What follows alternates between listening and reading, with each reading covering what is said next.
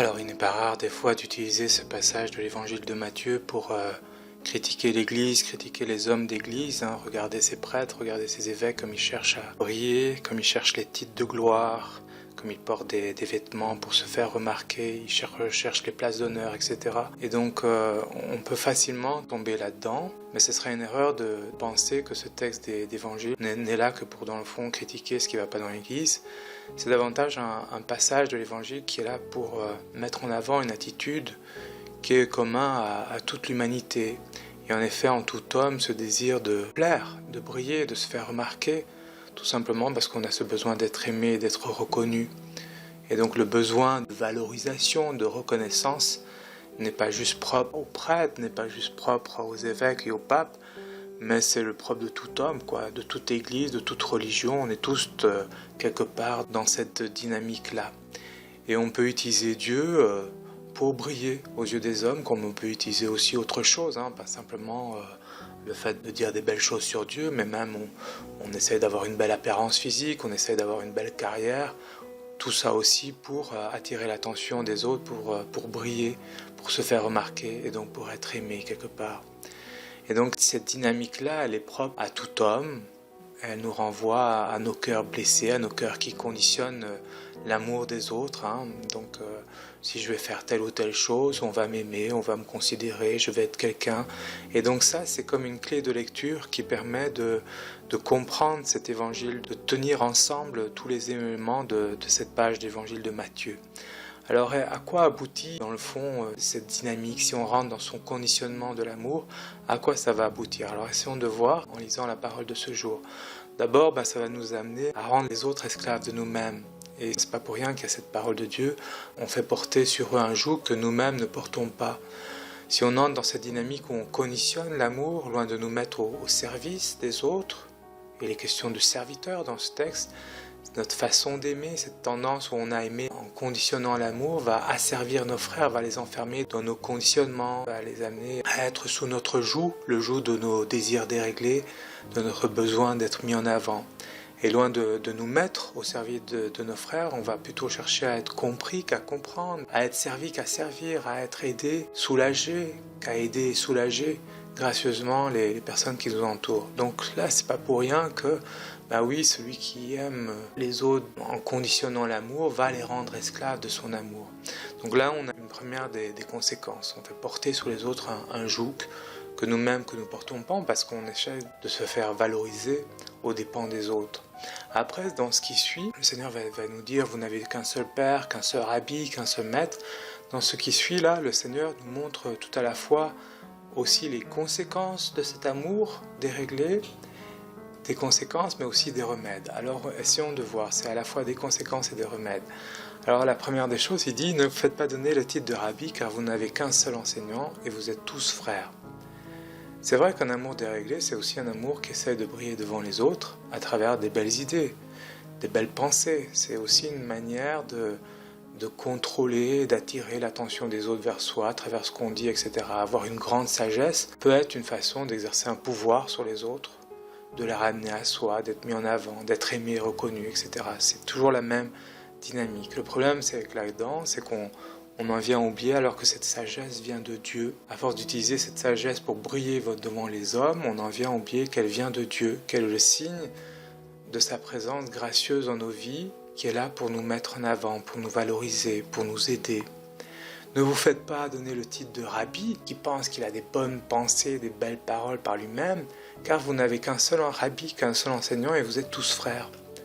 Le fait de ne pas conditionner son amour, de se mettre au service de ses frères plutôt que de les asservir, cela nous conduit à reconnaître qu'il n'y a qu'un seul enseignant et qu'on est tous frères. Et inversement, reconnaître dans la foi que Jésus seul est notre Rabbi, ça va nous conduire à guérir notre amour blessé, notre amour qui cherche à tout conditionner. Souvent, on cherche à enseigner, à dire de belles paroles, de belles idées pour capter l'attention des autres, pour être aimé. Mais par là, on se met au-dessus des autres, on se met au-dessus de ses frères. On les rend esclaves de nous-mêmes, on ne cherche pas à les élever, mais à nous élever à leurs dépens. Alors, reconnaître dans la foi, et c'est vraiment important de souligner que cette reconnaissance est dans la foi, que le Christ est notre sagesse, notre enseignant de chaque instant, celui qui va nous inspirer des belles choses, des belles pensées, que tout ce qu'on dit, tout ce qu'on pense de beau et profond vient de lui et non de nous-mêmes, cela nous aide à nous libérer de ce mécanisme par lequel on tente de conditionner l'amour des autres à nos belles pensées. Mais on n'a pas besoin de cela, on n'a plus besoin d'avoir de belles pensées pour amener les autres à nous-mêmes. Ces belles pensées, elles sont déjà là en nous, gracieusement, comme le signe de la bienveillance de Dieu à notre égard, le signe de son pardon. Et parce qu'on est dégagé de ce besoin d'avoir de belles pensées, de belles idées, on est plus libre, plus dégagé pour être au service de nos frères.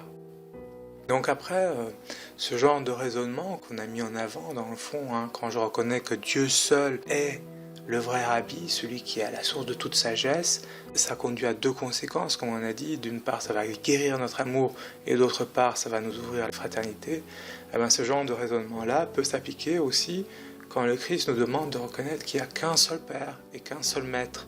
Là, il ne s'agit pas juste de reconnaître qu'il n'y a qu'un seul rabbi, mais qu'il n'y a aussi qu'un seul Père et qu'un seul Maître. Alors, par rapport au fait qu'il n'y a qu'un seul Père, on se dirait volontiers qu'on ne se donne pas le nom de Père, mais je crois que si on est habité par un amour déréglé, même si on n'en a pas toujours conscience, on peut se faire en quelque sorte donner le nom de Père. Le Père, c'est quoi? L'image du Père, c'est par excellence celui qui est la source de tout, celui de qui tout provient.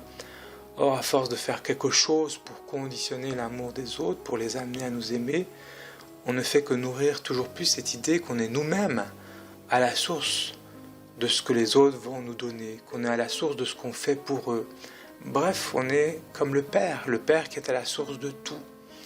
Et donc cette façon d'aimer nous conduit à oublier que c'est Dieu qui est Père.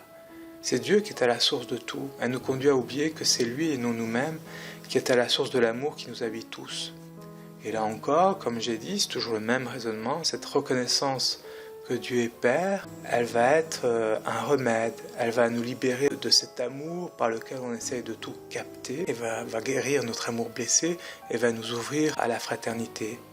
On reconnaît dans la foi que Dieu est Père, cela va venir guérir notre façon d'aimer, on n'a plus besoin d'être une source en brillant, en se faisant remarquer, afin de capter l'amour des autres. Non, cet amour est déjà là, est déjà donné. Cette source, elle est déjà là en nous, non pas comme un quelque chose qui vient de nous, mais comme une présence bienveillante, aimante, qui veille sur nous, car Dieu veille à ce que nous soyons aimés, Dieu veille à ce que nous soyons dignes d'aimer et d'être aimés, Dieu veille à ce que nous soyons aimables. C'est lui et non nous-mêmes qui conduit l'amour de nos frères vers nous, c'est lui qui gère nos relations d'amour, etc. Enfin, il y a ce genre aussi de raisonnement, troisième étape, dans le fond, c'est toujours le texte. Ce genre de raisonnement s'applique aussi par rapport au fait qu'il n'y a qu'un seul maître. Alors le maître, c'est celui qui maîtrise toutes choses. Et une fois, cette façon qu'on a d'aimer en conditionnant l'amour des autres à ce que nous on fait, cette façon d'aimer nous place en quelque sorte dans une situation où on se donne l'illusion qu'on maîtrise, qu'on est au-dessus des autres, qu'on maîtrise toutes choses. Que si l'amour des autres vient vers nous, c'est parce qu'on le maîtrise. Personne ne dira à son frère « je suis ton maître », mais c'est notre façon d'aimer et dérégler qui peut, quelque part, nous conduire à vivre cela. Combien de fois on conditionne l'amour des autres, on essaie de dominer autrui, d'être son maître. Or, ne vous faites pas non plus appeler maître, car vous n'avez qu'un seul maître, le Christ. Et vous êtes tous frères, encore une fois, vous êtes tous frères. Et alors cette reconnaissance dans la foi que le Christ et non nous-mêmes est le maître de nos vies, le maître de tout ce qu'on vit, c'est à la fois quelque chose qui va guérir notre amour blessé, notre conditionnement de l'amour, mais aussi nous ouvrir à la fraternité. Un remède, où il va nous libérer de cet amour déréglé par lequel on essaie de tout contrôler. C'est notre amour déréglé qui nous conduit quelque part à nous attribuer ces titres de rabbi, de père, de maître, et dans la reconnaissance, dans la foi que Dieu seul est le vrai rabbi, le vrai père, le vrai maître. Cette reconnaissance nous conduit à guérir notre amour, et à nous ouvrir à la fraternité où on va véritablement se mettre au service des autres.